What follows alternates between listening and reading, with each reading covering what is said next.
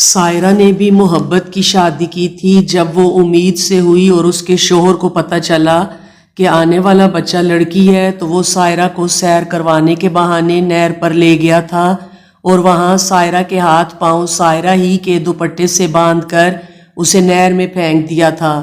میرا نام خاور رشید ہے۔ میں پاکستان کے صوبہ پنجاب کے شہر چنیوٹ کے ایک دیہات سے تعلق رکھتا ہوں۔ میں اپنے گاؤں ہی نہیں بلکہ علاقے کے چند بڑے زمینداروں میں سے ایک تھا۔ میں والدین کی اکلوتی اولاد تھا۔ انتہائی ناز و نہم میں پلا بڑا تھا۔ میں پنجاب یونیورسٹی میں زیر تعلیم تھا۔ مجھے میری ایک کلاس فیلو سائرہ نامی لڑکی سے محبت ہو گئی تھی۔ سائرہ لاہور شہر سے تعلق رکھتی تھی۔ سائرہ کے والد صاحب انڈسٹریلسٹ تھے اور سائرہ کے گھرانے کا شمار بھی ایلیٹ کلاس میں ہوتا تھا۔ سائرہ 4 بھائیوں کی اکلوتی بہن تھی۔ والدین اور بھائیوں کی بے حد لاڈلی تھی۔ سائرہ کے والدین بھی بنیادی طور پر زمیندار تھے، پھر انہوں نے اپنا کاروبار شروع کیا اور اپنی انڈسٹری لگا لی۔ سائرہ بے حد خوبصورت اور انتہائی ذہین تھی۔ سائرہ پر آدھی سے زائد پنجاب یونیورسٹی کے لڑکے فدا تھے، مگر سائرہ نے کبھی کسی کو منہ نہیں لگایا تھا۔ میں بھی سائرہ کا دیوانہ تھا۔ میں نے جیسے تیسے کر کے اپنی چکنی چپڑی باتوں سے سائرہ کو نام نہاد محبت کے شیشے میں اتار لیا تھا۔ گو کہ بہت ساری تسلیوں، وعدوں اور قسموں کے بعد سائرہ نے میری محبت کا یقین کیا تھا، مگر کر لیا تھا۔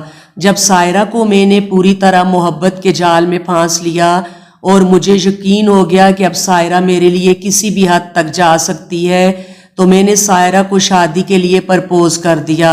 مجھے یقین تھا سائرہ میرا پرپوزل کبھی ریجیکٹ نہیں کرے گی، اور ایسا ہی ہوا۔ سائرہ نے میرے متعلق گھر بات کرنے کا وعدہ کرتے ہوئے میرا پرپوزل قبول کر لیا اور مناسب موقع کا انتظار کرنے لگی۔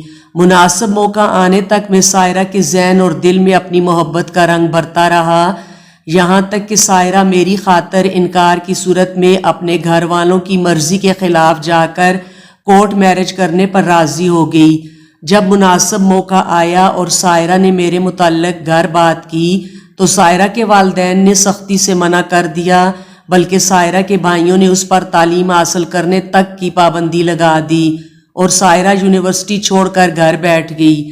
سائرہ نے موقع ملتے ہی اپنی ہمسائی کے ذریعے مجھ سے رابطہ بحال کیا اور یوں میرے کہنے پر گھر سے فرار ہو کر مجھ سے شادی کر لی۔ مگر مجھ سے شادی کے بعد سائرہ کے سر سے محبت کا بھوت جلد اتر گیا۔ جب سائرہ کو میرے والدین نے قبول کرنے سے انکار کر دیا، سائرہ نے مجھے والدین کو چھوڑ کر الگ گھر رہنے پر مجبور کرنا چاہا، مگر میں نے یہ کہتے ہوئے صاف انکار کر دیا کہ تم نے کسی خاطر والدین کو چھوڑا تو آج تمہیں کوئی بھی قبول کرنے کے لیے تیار نہیں۔ اگر میں بھی تمہاری طرح والدین کو چھوڑ دوں گا تو کل کو مجھے بھی میری اولاد یا عزیز و اقارب قبول کرنے کے لیے تیار نہیں ہوں گے۔ میری بات سن کر سائرہ کی زبان گنگ ہو کر رہ گئی۔ وہ میرے غسیلے تاثرات اور لہجہ دیکھتے ہوئے سہم گئی اور اس کی آنکھوں میں نمی اتر آئی۔ وہ خاموشی سے ایک سائڈ پر بیٹھ گئی اور میں گھر سے باہر نکل گیا۔ میرے والدین چونکہ خاندانی طور پر رئیس تھے، میں تو سائرہ کی فیملی اور چال چلن کے بارے میں جانتا تھا، مگر وہ سائرہ کو بطور بہو تسلیم کرنے پر تیار نہ ہوئے۔ لہٰذا انہوں نے مجھے سائرہ کو فقط اس شرط پر گھر میں رکھنے کی اجازت دے دی کہ سائرہ حویلی کے ملازمین کے لیے بنے کمروں میں سے ایک میں رہے گی اور میں بطور شوہر سائرہ کے قریب بھی نہیں جاؤں گا۔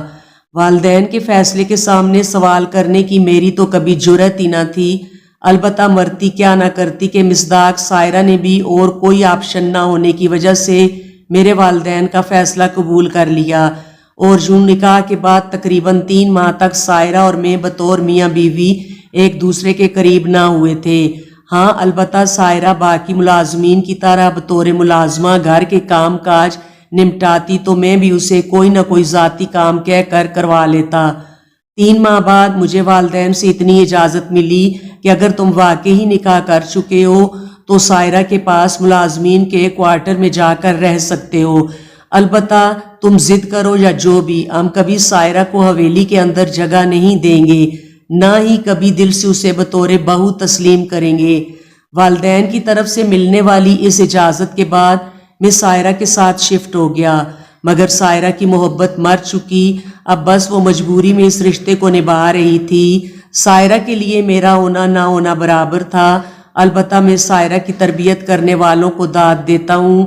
سائرہ سارا دن حویلی میں بطور ملازمہ کام کرنے کے باوجود بھی مجھے بطور شوہر کسی قسم کی شکایت کا کوئی موقع نہ دیتی تھی اور نہ ہی حق زوجیت ادا کرنے میں کسی قسم کی کوتاہی برتتی تھی۔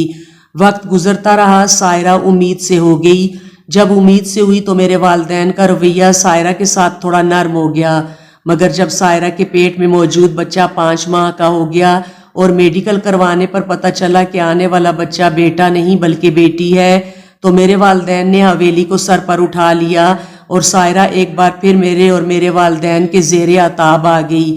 میرے والدین نے ضد کرنی شروع کر دی کہ سائرہ کو طلاق دے کر حویلی سے نکالو یا پھر کسی بھی طرح سائرہ کے پیٹ میں موجود بچہ اس دنیا میں نہیں آنا چاہیے۔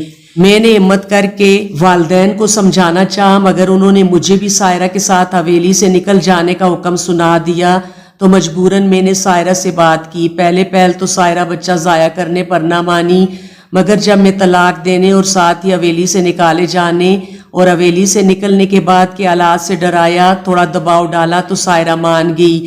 مگر جب سائرہ کو لے کر ڈاکٹر کے پاس پہنچا تو ڈاکٹر نے صفائی سے صاف انکار کر دیا۔ میں نے ڈاکٹر کو بہت سارے پیسے آفر کیے، سفارش کروائی، مگر وہ نہ مانا، تو میں نے دوسرے پھر تیسرے ڈاکٹر سے بات کی۔ میری بھرپور کوشش کے بعد بھی کوئی ڈاکٹر ماں کے پیٹ میں موجود بچے کی جان لینے پر تیار نہ ہوا، تو میں نے گھر آ کر والدین کو ساری صورتحال بتائی۔ اب حقیقت میں بھی سائرہ سے اکتا چکا تھا، میں بھی نہیں چاہتا تھا کہ میری بیٹی پیدا ہو۔ دوسری طرف مجھے والدین کا بھی دباؤ تھا کہ حویلی میں تمہاری پہلی اولاد بیٹا ہونی چاہیے، لہٰذا میں نے سائرہ سے جان چھڑانے کا فیصلہ کر لیا اور سائرہ کو سیر کروانے کے بہانے نہر پر لے گیا۔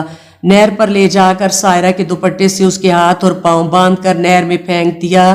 سائرہ کے ہاتھ اور پاؤں باندھنے کے بعد جب میں مردار جانوروں کی طرح سائرہ کو گھسیٹتے ہوئے نہر میں پھینکنے کے لیے لے جا رہا تھا تو اس کی آنکھیں خوف سے پھٹی ہوئی تھیں، جسم موت کے ڈر کی وجہ سے کپ کپا رہا تھا۔ سائرہ نے مجھے بہت واسطے دیے تھے، مجھ سے طلاق تک لینے پر راضی ہو گئی تھی۔ سائرہ نے مجھے میری محبت، وعدے، قسمیں سب کچھ یاد کروایا تھا، مگر میرے لیے اب سائرہ اور اس کی کوکھ میں موجود بچے سمیت سب کچھ بے معنی ہو چکا تھا۔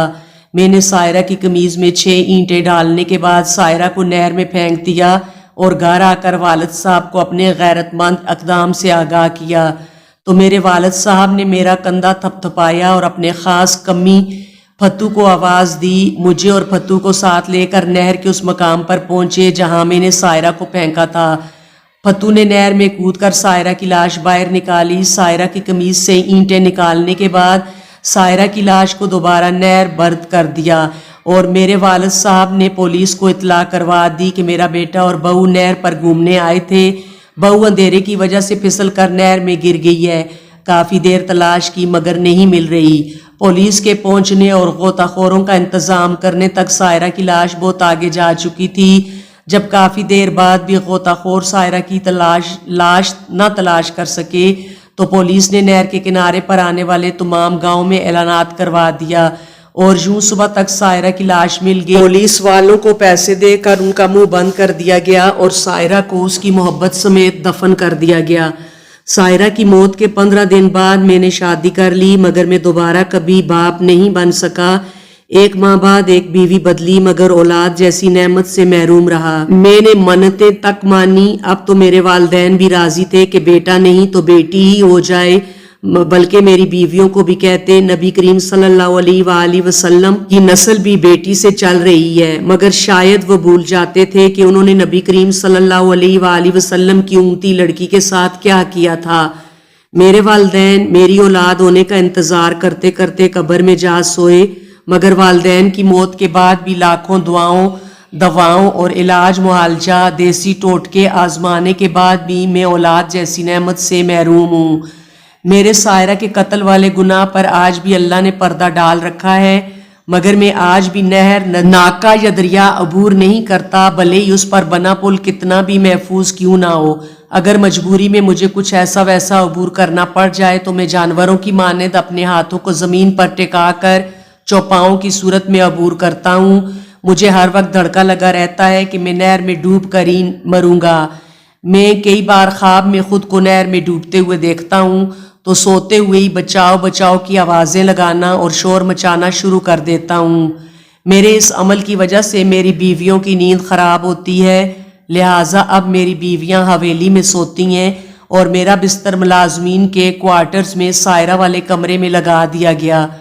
میری زندگی موت سے ابتر ہے۔ مجھے گاؤں کے چھوٹے بچے بھی چھیڑتے ہوئے کہتے ہیں، جتنے مرضی دم درود کروا لو چودھری صاحب، تسی اوترا ہی مرنا ہے، یعنی جتنا مرضی کوشش کر لیں آپ نے صاحب اولاد نہیں ہونا بلکہ لاوارث ہی مرنا ہے۔ میری زندگی موت سے بھی بدتر ہے۔ میں موت مانگتا ہوں مگر مجھے موت نہیں آتی۔